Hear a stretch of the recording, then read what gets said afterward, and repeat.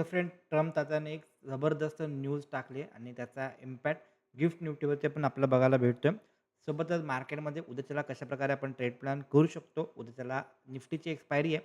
त्यानंतरनं बाकीच्या पण गोष्टी बघायच्या आहेत आणि जे पण अपडेट असतील तर ते पण आपण अपडेट ह्या व्हिडिओमध्ये कव्हर करायचा प्रयत्न करणार आहे. तर व्हिडिओ ओन्ली फॉर एज्युकेशन पर्पजसाठी आहे. कुठल्याही प्रकारे बाय किंवा सेल रिकमेंडेशन नाही आहे. चला तर आपण स्टार्ट करूया. सगळ्यात पहिल्यांदा आपण येऊया डायरेक्टली निफ्टीवरती. जर आपण निफ्टीला थोडंसं डे टाईम फ्रेम जर का बघायला गेलो तर मार्केट जे आहे, मार्केट व्हर्टिकल फॉल होताना बघायला भेटत होतं आपल्याला आणि मार्केटमध्ये डे बाय डे नवीन एक लोवर लो तयार होत चालले होते. ओके. पण इंटरेस्टिंग झाला आणि त्यानंतर मार्केटमध्ये न्यूज आले. तर न्यूज कोणती आहे ती पहिल्यांदा बघून घेऊया. तर ट्रम्प तात्यांकडून न्यूज आले, की ट्रम्प तात्यांनी काय केलं, की पॉज घेतले स्ट्राईक ऑन इराण आणि त्याच्यावरती जे त्यांनी जे 48 तासाची मुदत मागितली होती आणि जे अटॅक करणार होते, तर ते तरी सध्या आता करणार नाही आहेत. तर त्यावरून त्यांनी ब्रेक घेतला आणि 5 दिवसासाठी त्यांनी काय केले प्रोटेक्टिव्ह टॉक्स. ओके. तर त्यांचं असं म्हणणं आहे, की आम्ही स्टॉप केले 5 डेजसाठी वॉर. असं नाही, की वॉर पूर्ण बंद झाला, असं तर नाही आहे. फक्त जस्ट तात्याने काय केलं 5 दिवसासाठी वॉर जे होणार होतं, ओके, ते त्यांनी थोडंसं थांबवलं. ओके. तर त्याचा इम्पॅक्ट कुठे-कुठे झाला, तर ते पण आपण बघू. थोडंसं जर का गोल्ड बघायला गेला, तर गोल्डमध्ये खतरनाक मूव्हमेंट बघायला भेटली होती आणि हे मी मॉर्निंगला ऑलरेडी आपलं जे टेलिग्राम चॅनल आहे, फ्री टेलिग्राम चॅनल त्याच्यावरती पण मी अपडेट दिला होता. ऑलमोस्ट आय थिंक 1च्या आसपास दिला होता अपडेट. तर इथं बघू शकता ऑलमोस्ट 1 वाजताच्या आसपास मी अपडेट दिला होता. याच्यामध्ये काय सांगितलं होतं, की गोल्ड रिव्हर्सल एरिया आहे. जर का याच्यामध्ये आपल्याला पॉझिटिव्ह स्ट्रक्चर दिसलं, तर एक्स्पेक्टेड आहे, की इथून एक आपल्याला रिव्हर्सल कमबॅक बघायला भेटू शकतं. Okay.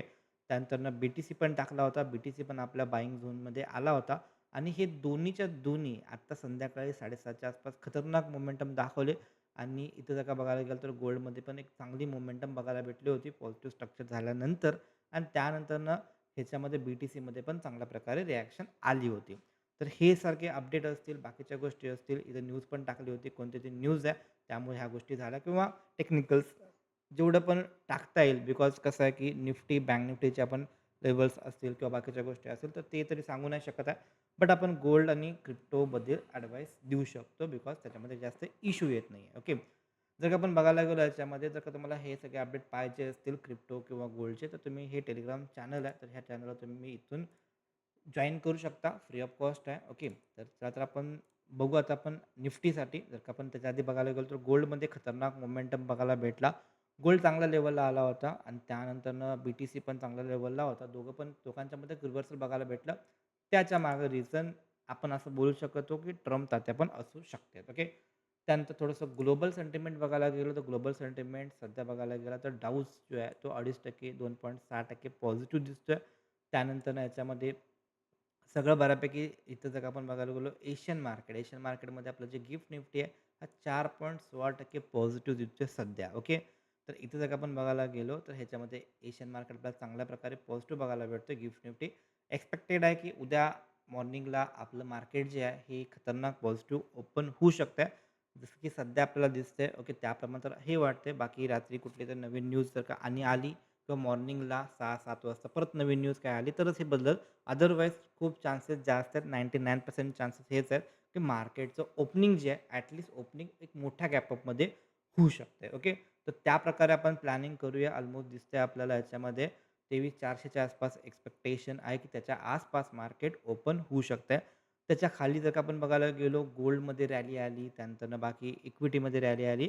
One of the reason हे पण असू शकतं, की याच्यामध्ये जर का आपण बघायला गेलो कमोडिटी क्रूड जर का बघायला गेलो ओके. तर क्रूडमध्ये आपल्याला बऱ्यापैकी चांगलं आपल्याला सेलिंग बघायला भेटते, जे की चांगली गोष्ट आहे बिकॉज क्रूडचे प्राइसेस जेवढे जास्त असतील, तेवढं इन्फ्लेशन वाढायचे चान्सेस असतात आणि त्याचा इम्पॅक्ट बाकीच्या देशाला पण होतोय आणि जर का क्रूड कमी झाला, इन्फ्लेशन अंडर कंट्रोल राहिला, तर त्याची ग्रोथ होईल. बाकीच्या गोष्टी स्टॉक मार्केटवर त्याचा डायरेक्टली इम्पॅक्ट पडत असतो. तर मग क्रूड खूप वाढत होतं. तात्यांसाठी हे जड जात होतं क्रूड क्रूड वाढलेलं आणि त्याचं पण एक रिझन असू शकते, की त्यामुळे पण तात्याने मे बी टाईम प्लीज घेतले असतील. ओके.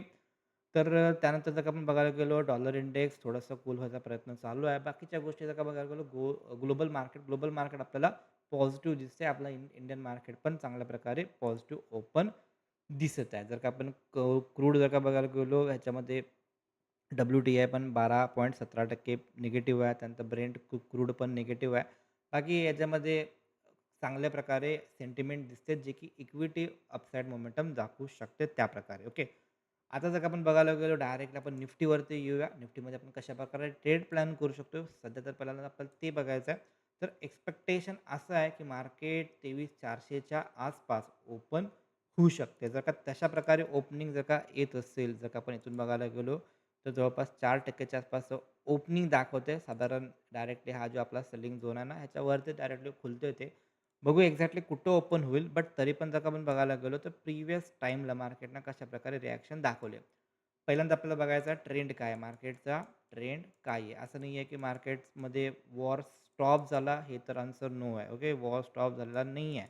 जस्ट टाईम प्लीज घेतले त्याने. तर टाईम प्लीज घेतल्यामुळं आता कसं आहे, की इराण आणि यूएस ह्या दोघांच्यामध्ये भांडणं चालू होते. यूएसवाल्यांनी काय बोलले, "आम्ही 5 दिवस भांडणं करणार म्हणजे भांडण करणार नाही आहे." बट जर का इराण जर का शांत बसलं तर चांगली गोष्ट आहे. बट इराण पण मध्ये-मध्ये जर का म्हणलं, की "नाही बाबा आमचा काही संबंध नाही, आम्ही तर चालू करणार." तर मग हे परत प्रॉब्लेम होऊ शकते. पहिली गोष्ट ही आहे.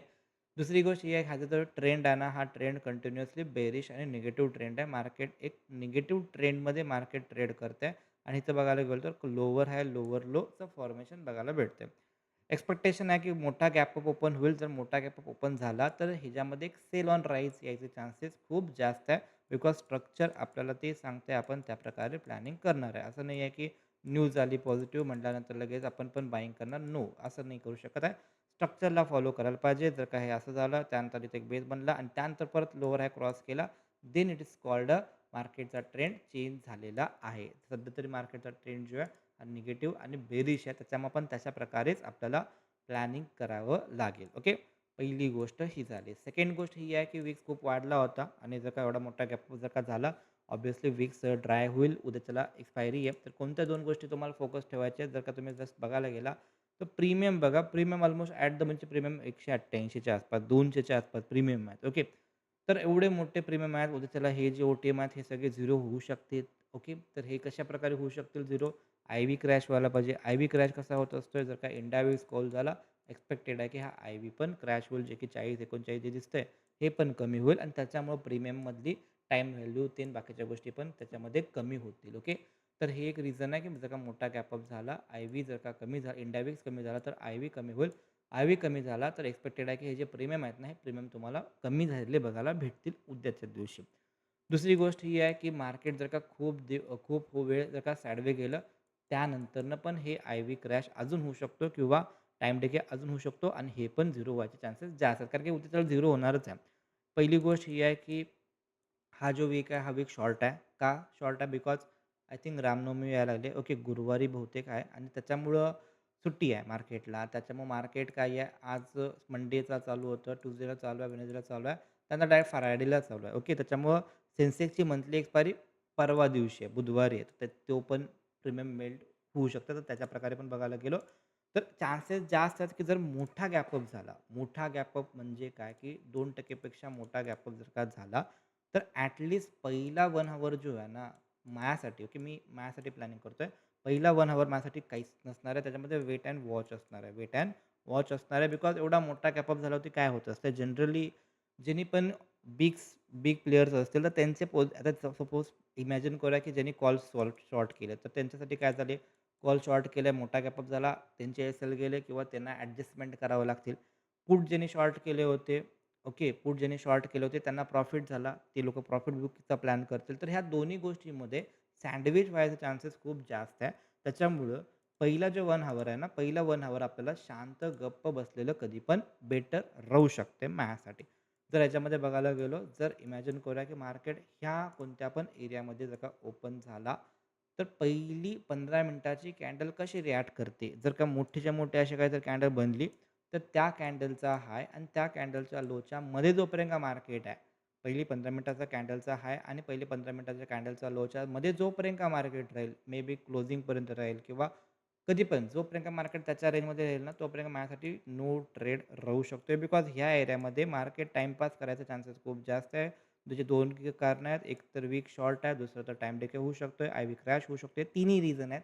ह्या तिन्ही रिझनमुळे ह्याच्यामध्ये व्होलाटाईल जरूर राहील मार्केट, अप अँड डाऊन होतील, स्कॅल्पिंग होईल. बट त्यासाठी मी स्कॅल्पिंग जास्त करत नाही. मला पोझिशनल ट्रेड पाहिजेत. मग त्यासाठी सिंपल आहे, की जोपर्यंत ह्याच्यामध्ये मार्केट राहील, वेट अँड वॉच राहू शकते. जर का ह्याच्यावरती सपोज कन्सॉल्टेशन मारला खूप वेळ आणि त्यानंतर तोडायचा प्रयत्न केला, तर त्यानंतर जर का ते सस्टेन राहिलं, तर एक अपसाईडचा व्ह्यू राहू शकतो. जर का सपोज मार्केट डाउन साइडला जायचा प्रयत्न केला, सस्टेन राहिला, फेक ब्रेकडाउन झाला, रिव्हर्सल प्लॅन करू शकतो. जर का सस्टेन राहिला, तर डाउनचा प्लॅन करू शकतो क्लोजिंगच्या टायमिंगला after 1 P-M. Okay, after 1 P-M तोपर्यंत का नाही. तोपर्यंत का चान्सेस जास्त आहेत की साइडवेज होऊ शकते. जर का साइडवेज नाही गेलं, सपोज मोठा गॅपअप झाला आणि त्यानंतर झबा पडायला लागलं, तर तो पार्ट वेगळा राहील. ओके, तर त्याचे अपडेट तुम्हाला टेलिग्राम चॅनलवर देऊन टाकेन. बट सध्या आपण बघतो की जर का मोठा गॅपअप झाला, मार्केट साइडवे गेलं, त्याचा 15 मिनिटाचा किंवा 30 मिनिटाचा हाय आणि लोच्या मध्ये जर का मार्केट राहिलं, तर क्लोजिंगपर्यंत ऑलमोस्ट त्याच रेंजमध्ये वेट करणार. जर का क्लोजिंगला सपोज तो रेझिस्टन्स ब्रेक करायला लागला, सस्टेन झाला, चान्सेस आहे की पॉझिटिव्ह डायरेक्शन ट्रेड प्लॅन करणार. जर का फेक ब्रेकआउट झाला, तर डाउन साइडचा पण प्लॅन करणार. सपोज डाउन साइडला सस्टेन झाला, तर डाउन साइडचा प्लॅन करणार. सपोज जर का फेक ब्रेकडाउन झाला, तर रिव्हर्सल प्लॅन करू शकतोय. तर हे झाले प्लॅनिंग फॉर उद्या. उद्यासाठी माझं ते प्लॅनिंग आहे. ओके. दुसरी गोष्ट जर का बघायला गेलो, एक्स्पेक्टेशन आहे की मार्केट इथं कुठेतरी ओपन व्हायचे चान्सेस जास्त दिसतात. 23,400 म्हणजे समथिंग इथं कुठेतरी ओपन व्हायचे चान्सेस दिसतात ह्या एरियामध्ये. तिथं गॅप फिलिंग पण आहे. तर हे पण पॉईंट राहू दे लक्षात. इथं गॅप फिलिंग होऊ शकते. त्यानंतर सपोज जर का कन्सॉल्टेशन करून देतं का नंतरनं जर का डायरेक्टली ह्या एरियात जर का कुठं आला, इथं जर का आपल्याला निगेटिव्ह प्राईस ॲक्शन बघायला भेटला, बिकॉज स्ट्रक्चर निगेटिव्ह आहे. जर का मार्केट अपसाईडला गेलं, तर एक्स्पेक्टेड आहे की हे सेल ऑन राईज होऊ शकते. त्याप्रमाणे जर का ह्या ठिकाणी जर का मार्केट आलं, निगेटिव्ह प्राईस ॲक्शन बघायला भेटला, तर माझ्यासाठी डाउन साइडचा एक ट्रेड प्लॅन बनू शकतो. ओके. तर हे झालं अपडेट. त्यानंतरनं बँक निफ्टी बघून घेऊया. ओके. सध्या तर एवढंच दिसतंय आणि त्याप्रमाणे सपोज ह्यामध्ये काही पण चेंजेस राहिले ना, तर आपलं जे टेलिग्राम चॅनल त्याच्यावरती जरूर तुम्हाला अपडेट देऊन टाकतो. ओके. ते लेव्हल्स त्याच्यामध्ये येऊन जातील. त्याला जरूर तुम्ही फॉलो करू शकता. त्यानंतर जर का आपण बघायला गेलो बँक निफ्टीवरती, बँक निफ्टी काय दिसते, बँक निफ्टी तुटली चांगली. इथं जर का बघायला गेलो तर प्रिव्हियस इथं काय होता, प्रिव्हियस होता इथं रेझिस्टन्स ब्रेक झाला, ब्रेकआउट झाला, सपोर्ट घेतला, 2 गोष्टी झाल्यात. ओके. आता इथं बघायला गेलो आपण तर काय होऊ शकतं, हे पण जर का 4% ओपन व्हायला निफ्टी, तर सपोज जर का हा बघायला गेला तर हा पण 3 ते 4% ओपन व्हायला. तर ते इथं कसं रिॲक्ट करेल हे बघणं खूप गरजेचं आहे. बिकॉज हे तुटलंय, ब्रेकडाऊन झालं आणि जर का तुटल्यानंतर जर का इथं रिट्रेस करून जर का परत खाली जर का आला आणि जर का ह्याच्या खाली गेला ना, तर मग डायरेक्टली जो डिमांड नवीन यायला तर ही एरिया येते. ओके. तर हे एक आहे ज्यामध्ये जर का मोठा गॅपअप झाला, तर एक्स्पेक्टेड आहे की इथं तेवढा सप्लाय होऊ शकतो. तिथं ते सप्लायप्रमाणे काम करू शकतंय आणि त्यानंतरनं इथं पण त्याला सप्लाय होऊ शकतो. तर हे दोघं जण सेम काम करतील. तर का मोठे गॅपअप झाले, तर थोडंसंच त्याच्यामध्ये प्रॉफिट बुकिंग यायचे चान्सेस जास्त मला वाटत आहेत. ओके. एकच गोष्टीला हे रिव्हर्सल अपसाईडला जाऊ शकते. जर चुकून मार्केट हे जे 55,000 चा जे नंबर आहे ना, 55,000 वर जर का सस्टेन राहिला, चुकून जर का एक ग्रीन कॅन्डल ह्याच्यावरती जर का सस्टेन राहिली, तर चान्सेस खूप जास्त आहेत की ह्याच्यामध्ये एक रिव्हर्सल बघायला भेटेल. अदरवाईज हे जर का वरती गेलं, तर वरनं परत सेल ऑफ यायचे चान्सेस किंवा प्रॉफिट बुकिंग यायचे चान्सेस मला जास्त वाटत आहेत. ओके. बाकी तुम्हाला व्हिडिओ कसा वाटला तुम्ही कमेंट करू शकता आणि भेटू आपण नेक्स्ट व्हिडिओमध्ये. तोपर्यंत जय हिंद, जय महाराष्ट्र.